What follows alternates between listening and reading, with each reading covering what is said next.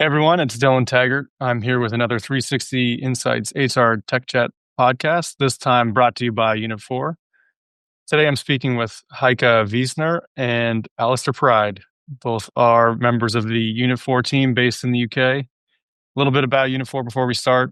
They're based in Utrecht, Netherlands, with a strong presence in Europe and North America, focusing on industries like education, public sector, nonprofits, and professional services, and specializing in enterprise software solutions or enterprise resource planning, ERP, and related business applications. And we'll be talking a little bit about today about modern payroll, about Unit4, and about the trends they're seeing. Thank you both for joining me. Thank you, Dylan. Nice to speak to you. Yeah, likewise. So tell me a bit about yourselves in Unit4. What did I miss in that intro there? Hey, hey everybody. I'm Heike Wiesner. I'm the Global Growth Director for HCM here at Unit4, and I've spent, give or take, the last 8 years now in the world of human capital management, looking to help organizations to turn their payroll and their HR solutions from a back office function more into a strategic asset. Now, when it comes to Unit4, we like to think that we are helping organizations to reimagine how people in organizations work together. Right, our platform brings HR, payroll, and finance into a seamless system. Dylan, you touched upon that, right? So we really believe in supporting organizations just with a single solution to help them simplify compliance, but also to help people to deliver their best work. Today, I like to focus on sharing how smart HCM technology can really help organizations drive growth and boost engagement, and also sort of respond to this fast changing environment that we are finding ourselves in today. So if we think about systems and people working together and not in isolation or systems even dictating what work should look like, then great things can happen. So I'm really excited of being here, and thanks for having us. Pleasure. Me next. Thank you for that, Heike. So I'm Alastair Pride, like Dylan said, based in the UK. I really focus on payroll implementations. So my role within Unit4 is taking customers from not using the software to using the software. And then also for those customers that are already using the software, in how to do that better, how to improve things and how to add things on and expand their offering. So I'm really focused on payroll within the ERP, working alongside finance and HR colleagues as we're doing that. And that's my role, really. That's a complete focus on payroll. Nice. Well, thank you both for joining me. Yeah, payroll is one of those things I want to touch on today. There's a lot of new payroll trends emerging, because payroll is one of those things where if it's not perfect every time, you as the worker, getting paid, tend to remember it. You don't really think about your pay until there's a mistake. Incorrect payroll immediately makes you erode trust in your employer, especially if it happens repeatedly, and especially if it's early on in the employment. And this can kind of be at any role or any level. And what we've been seeing at 360 is that in high mobility or high demand fields, especially for hourly workers, payroll strategy and consistency can be what keeps people around. But that happens also in every industry. So in this world of immediate gratification where people want to be paid on time, want more flexibility, what are the trends that you're seeing, and what does 2025, what does payroll in 2025 look like to you? Great question. I think, needless to say, that everybody is kind of started to move their payroll operation into the cloud, right? We've spent years of having legacy systems, of having integration, high cost, data synchronization issues. I think a lot of organizations have held fast in the past to kind of really not disrupt, right? Like you said, sort of it always feels like, oh I'm touching payroll, but how can I secure the pay run afterwards? But I think what we are seeing more so in our mid-market base now is that payroll is really having the power to substantiate and to underpin sort of some of the strategic business decisions. Like whether or not this is to look at how do I deploy my workforce? Where is the cost sitting? How can I take the administrative burden out of the equation? But also sort of this real need for a single source of the truth across the totality of the business functions. If you integrate payroll into a finance system, you need to maintain sort of the connection points. You are potentially also having different views of the same data, whether or not you talk to HR or you talk to finance. So I think that's really the majority of what we have been seeing over the past few years. Yeah, I would echo that really. I can't add too much more to that from what Heike said. I think move to cloud is really important. I think you're seeing that across the software industry. And I think as an implementation type person, somebody dealing with payroll, I think my message to anybody using software is you've got to stay on the latest version. If you want the latest innovations, if you want the latest tools, you can't be on a 10-year-old version. So I think moving into the cloud and moving on to the latest version of the software that you're on is really key. And that's not really a payroll point. That's a general point about system maintenance.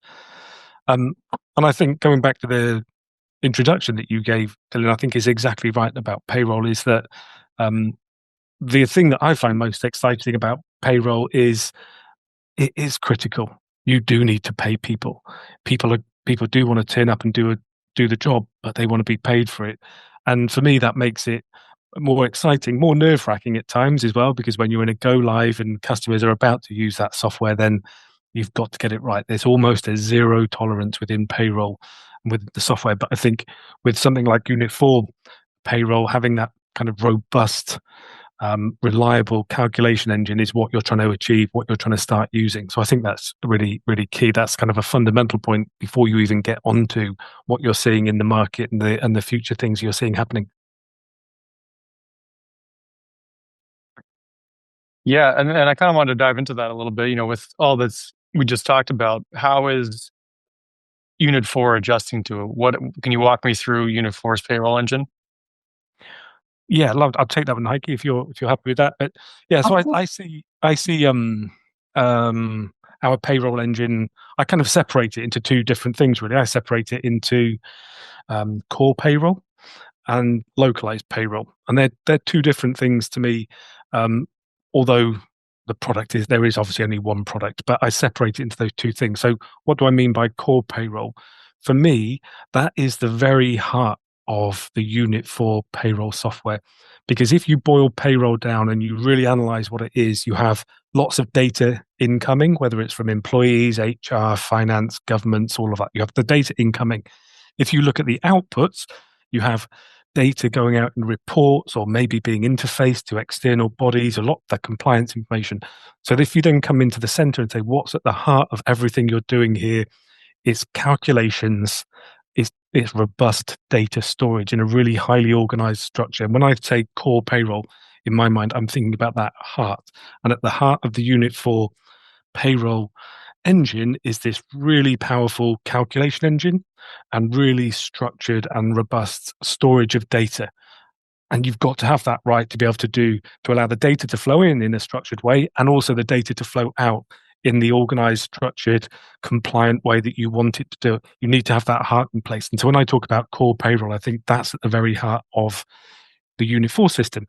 But then localized payroll, when I say we have a localized payroll, what I mean by that is Unit4 localizes payroll in certain jurisdictions. So specifically, we look at Sweden, Norway, the UK, and North America.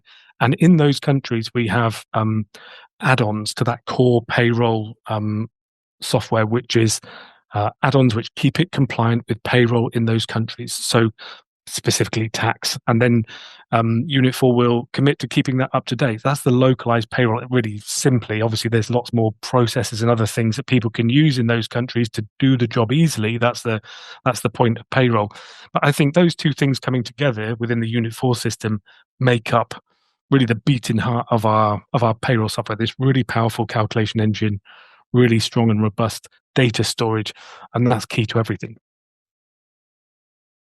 That's real cool, Alastair. I'm wondering, whether or not you can kind of maybe look a little bit also into sort of this connection between the payroll data and how they then kind of flow back into our world of finance and how they connect back to the general ledger to kind of try and give a little bit more insight to our listeners to what that looks like.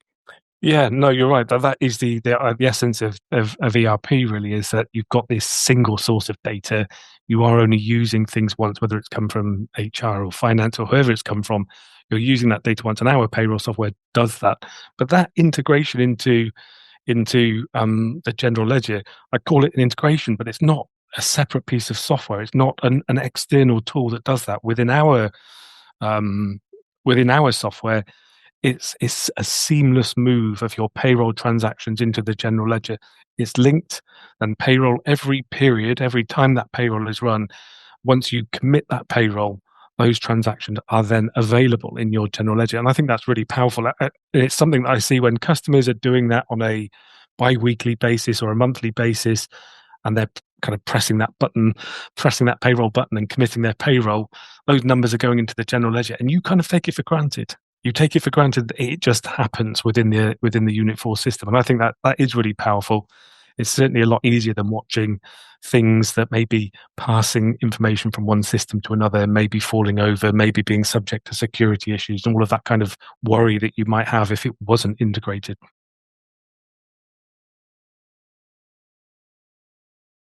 Yeah, that makes a lot of sense. And is that where you see the future of payroll solutions going? And where do you see payroll solutions moving for the rest of 2025 and beyond?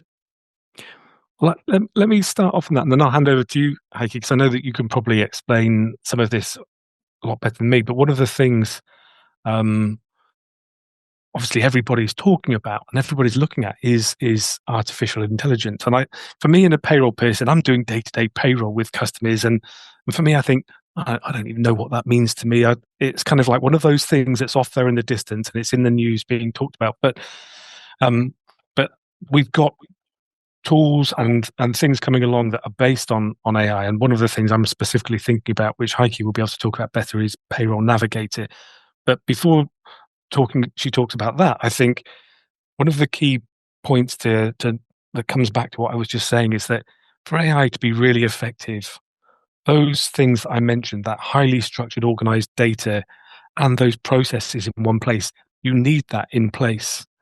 I don't know, Heike, whether it's easier if I leave you to say something more about Payroll Navigator, but I think the foundation within an ERP system of having that data in one place and highly structured and highly organized is essential for this future that we're looking at now when people talk about AI.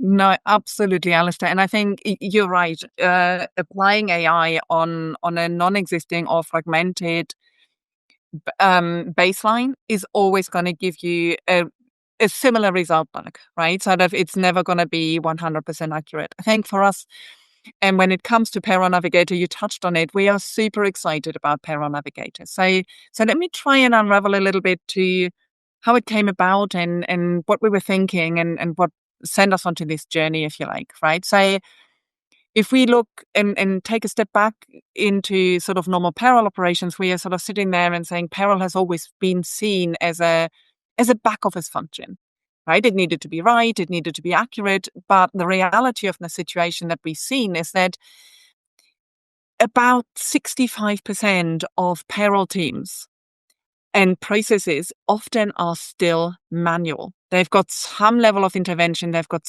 as a result of it, errors, potentially missteps that are kind of coming through. So when we kind of looked into what could this future look like, could we actually build a solution that we could give to somebody who may have transacted payroll in the past, but really hasn't got a great deal of insight, and it's certainly not familiar with all of the steps of the process. So we kind of imagined it from the point of view that we say it's a dashboard, right? And it's laying the foundation to kind of really putting all of the workflows into a super seamless kind of flow, and it's taking the users through. And so when we are actually talking about Payroll Navigator, we are actually saying we want to give the payroll teams a real-time view of all of the pay groups that they are actually having to complete and to transact, and to take them on a guided step-by-step journeys through that process. So we're taking out the guesswork. We are sort of taking out sort of any error for sort of missteps, and we are setting very clear priorities and ultimately a faster sort of resolution time. So when we think about that, and you were to imagine that you've got a dashboard with all of your pay groups present, what we are then able to do is to show you which input factors that, Alastair, you were talking about earlier, have been missed. Right? So we can actually sit there and think, oh, there is a timesheet missing for Heike, or there is a tax code missing for Alastair. And with that information, that warning, that, if you like, response from the system coming back, the admin is able to literally log right into that particular kind of issue that has been identified, get transported into the back office and the back end of the payroll solution, fix it, and rerun payroll, and that issue will disappear, provided, of course, they've put the right data in, right? But that being said, so we are hugely, hugely excited about the level of automation, the level of guidance that we can bring. And I think excitingly also, we are in a place that our customers will be able to, let's just imagine that I've run the payroll or I've partially completed it, and heaven forbid I'm sick tomorrow. For somebody else to kind of retrace my steps is quite hard.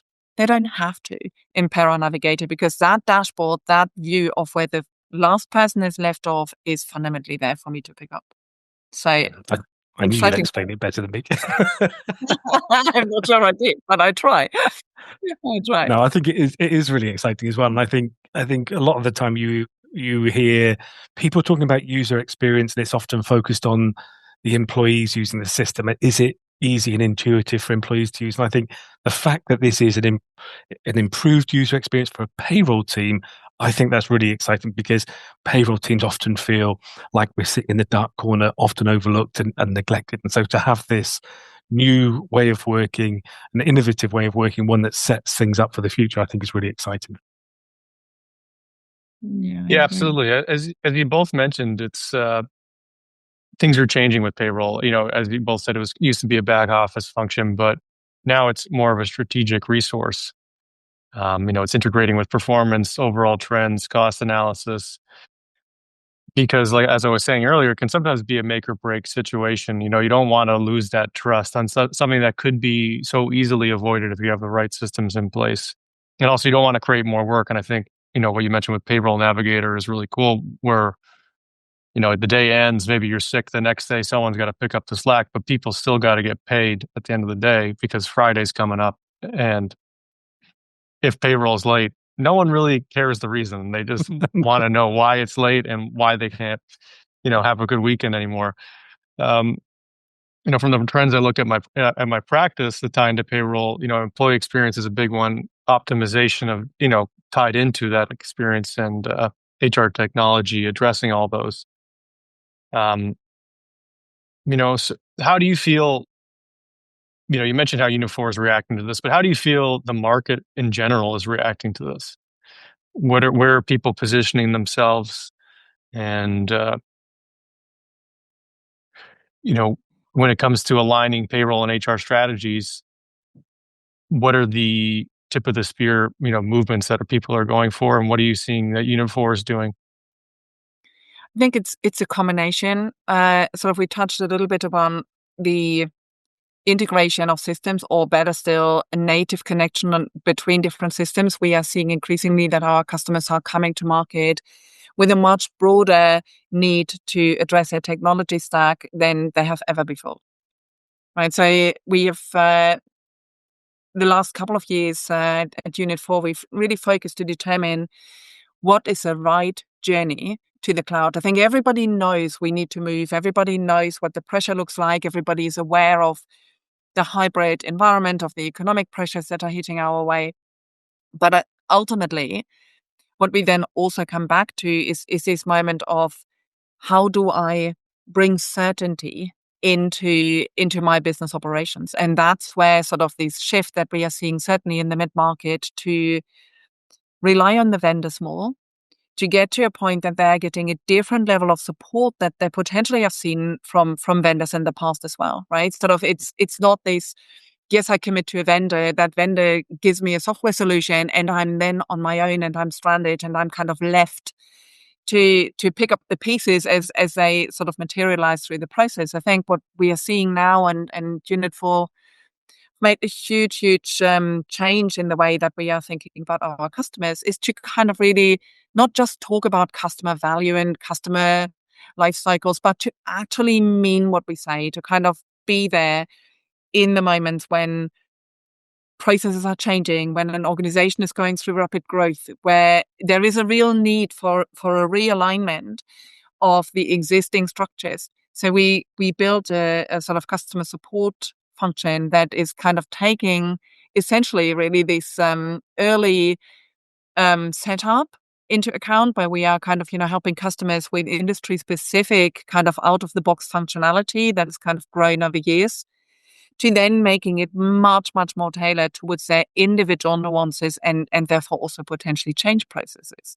Right? To kind of get into your point that we're saying, well, actually, if you look at a council that, they might have had the main council estate sort of managed through Unit4, but they are taking on a local school, all of a sudden teachers' pension will become a huge issue for them to resolve. So we have got those building blocks in place to kind of give them sort of a helping hand as and when needed to kind of, try and have a partner and not just a software solution that then requires a huge amount of reprogramming. I'm thinking actually, Alastair, maybe that's a good time for us to also reflect a little bit on what Extension Kit can do in that process. What do you reckon? Yeah, I think you're right, because I think Dylan's question about market trends, I think Extension Kit does fit into that. And because what it fits into is, how do you do more for less, and how do you do things easier? I think Extension Kit is interesting. Extension Kit's one of those terms that we start to use within the company. We assume people know what it means, and I think as a payroll person, I sit there and think, what does that mean for me? But so the way I see Extension Kit is, it's firstly a tool that moves data, say, from one system to another, but it can do other things as well. It can monitor the system and flag for you when things need attention and other things. So it's this tool that can do different things. All of those things are designed around making the job easier, more efficient, quicker, more reliable. And I think the other thing about Extension Kit, which I think is really cool, is that it doesn't rely on really expensive IT consultants. So you've got this kind of flow, this thing going on that if it breaks, you need to get people in, you're paying money to do it. I'm seeing clients using Extension Kit themselves, their own in-house IT teams are more than comfortable having the skills themselves to develop it, maintain things, add on new things if they need to. And I think that is all about doing more for less. And I think that's, because I'm dealing with customers who are implementing software or developing their software, that's the big thing that I'm seeing. I work with a lot of not-for-profits and professional service organizations, and everything that they want from their payroll and their ERP solution really is, can it do more for less? And I think Extension Kit is one of those tools that does exactly that. Yeah, it's a reoccurring theme I wanted to bring up as well, because another growing trend I've noticed is that people want faster and smarter deployment of payroll, especially amongst small businesses and medium-sized businesses, partly rooting back to that, the demand of people wanting to be paid on time, but people also wanting to know in real time how much their labor has made them in return. So they want that access, that easy access into payroll, to look into payroll. And with about, 25% of American workers, and similar in the UK and Germany, working hourly or part-time, there's even more of a demand, because there's so many more factors involved with paying an hourly worker than it is just someone on salaries getting paid the same every week. Yeah. Why do you think this is happening, and how do you feel that how is Unit4 addressing these trends? You mentioned, in the Extension Kit, but how do you feel that Unit4 is addressing this demand for faster and smarter deployment of payroll? let Heike start off on that because but like no, actually well let me kick off again rather than just be passing that ball to you because I think this is a good question, Dylan. I think Unit 4 have addressed it in a really exciting way. And the reason I decided to take it from Heike to start with is I'm doing implementations. And so for me, if you go back 10 years and look at ERP projects which lasted for 6 months or 2 years to get done, customers can't afford that anymore. That's not realistic. And that's not what customers want. That's burning through money unnecessarily. So what Unit 4 have done is implemented success outcomes. And success outcomes is a way of customers consuming our services in a way that delivers outcomes really quickly. So you've got this fixed outcome. Customers can see that fixed outcome. They can say that that's what they want. And the implementation, when it comes to somebody like me and I'm working with the customers do it, we know that we're going to get to that endpoint in the defined period of time, and the customer's going to get what they want. Importantly, it means they are using, let's say they're going from scratch to using our software, they're using the software quickly. And I think that's really key because for me, I think if I'm on a project for 3 years and the customer's not using it, particularly if I'm working for like a charity or something like that, I think, is this a good use of the money? And I think that's not the world we're in anymore. We need to get to that outcome quickly. And our success outcomes are really driving that.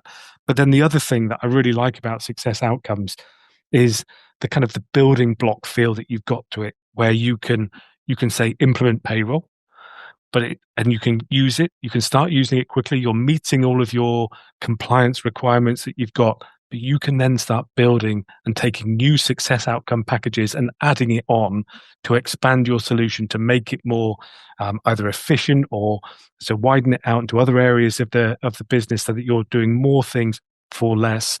I think that's really exciting about success outcomes. That's something I really like about it. So I kind of wanted to pass it to you, Heike, and then decided to take it. But is there anything you would add to that?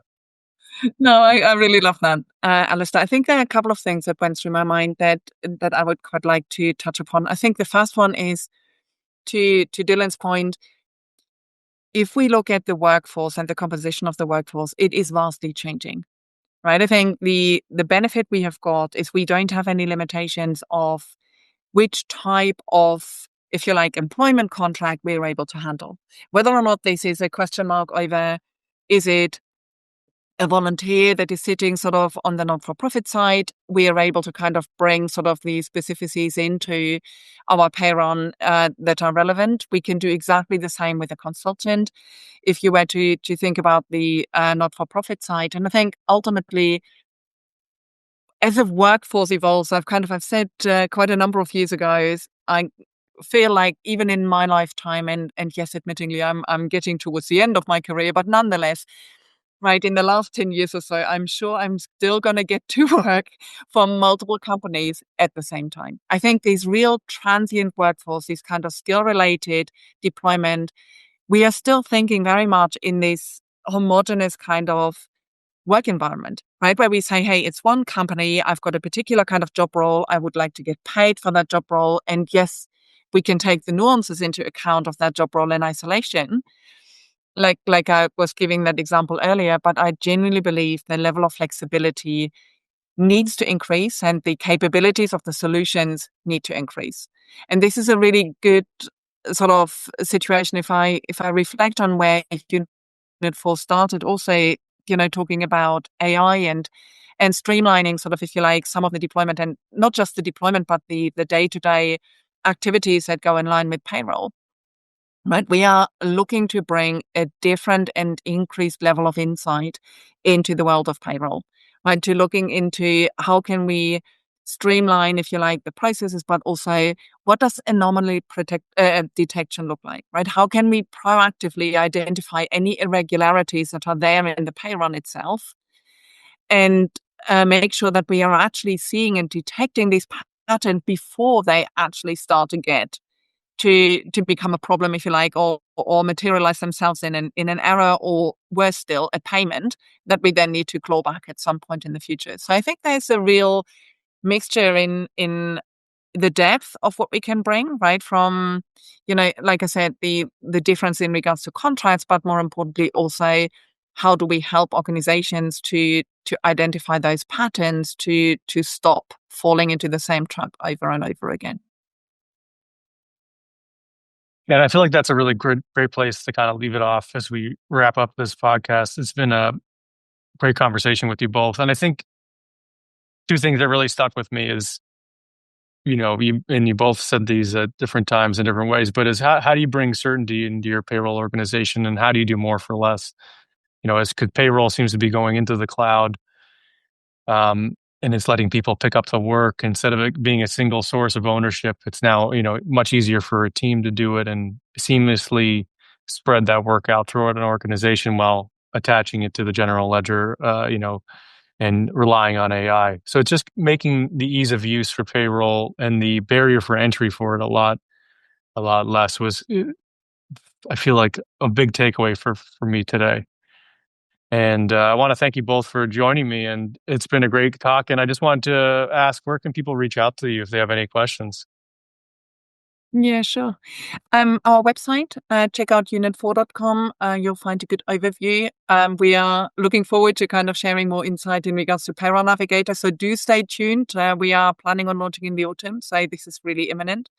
But also you can find me on LinkedIn, right? Look up Heike Wiesner and Unit4, and you should get right to me. So yeah, please reach out. I'll be delighted to kind of have a conversation. Alastair? Yeah, same for me, really. I'm on LinkedIn. I'm happy if anybody wanted to reach out to me and ask to see the Unit4 payroll, and I'll see what I can do to give you a quick glimpse. Awesome. Well, thank you both for joining me, and thanks everyone for tuning into this latest 360 Insights HR Tech Chat.